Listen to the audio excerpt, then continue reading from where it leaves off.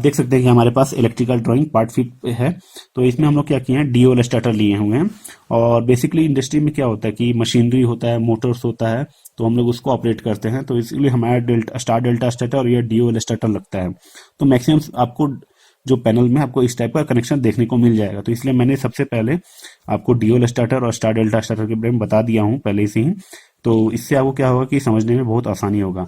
तो आप देख सकते हैं ये डायग्राम हमारे पास है।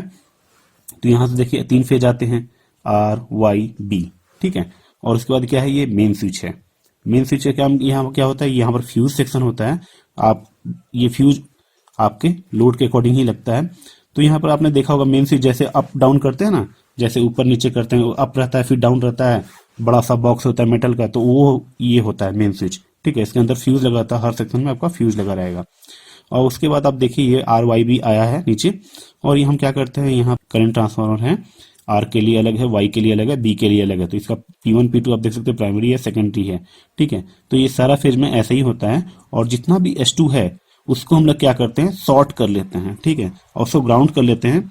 और इसमें क्या करते हैं कि हम यहाँ पर करंट मेजर कर लेते हैं मीटर पे, आर वाई बी के थ्रू कितना करंट जा रहा है। और यहाँ पर हम क्या करें, 2 फेज के बीच में करंट, टोटल करंट कितना है उसको भी हम देख लेते हैं, ठीक है। ये हमारा पर्पस के अकॉर्डिंग होता है, जैसा आपका पर्पस होता है वैसा आप करते हैं।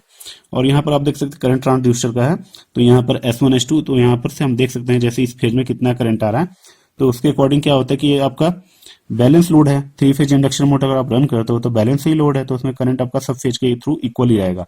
तो ये क्या करता है, अगर आपको पीएलसी में देना है तो पीएलसी से भी ऑपरेट कर सकते हैं। तो यहाँ करंट ट्रांसड्यूसर है, उसके थ्रू जो भी करंट है तो हम पीएलसी में देते हैं। तो क्योंकि पीएलसी में हम ज्यादा करंट तो अप्लाई नहीं कर सकते, तो पीएलसी में हमारा करंट बहुत कम होगा, उसी को हम मल्टीप्लाई करके उसको हम समझ लेते हैं कि हमारे पास करंट कितना आ रहा है, ठीक है। तो ये आपको जानना जरूरी है। तो यहाँ से हम लोग पीएलसी से भी ऑपरेट इसको कर लेते हैं। अब उसके बाद देखिए यहाँ पर हमारे पास क्या है, यहाँ पर एक कॉन्ट्रैक्टर है, ठीक है, ये आपका कॉन्ट्रैक्टर है, ये कॉन्ट्रैक्टर है।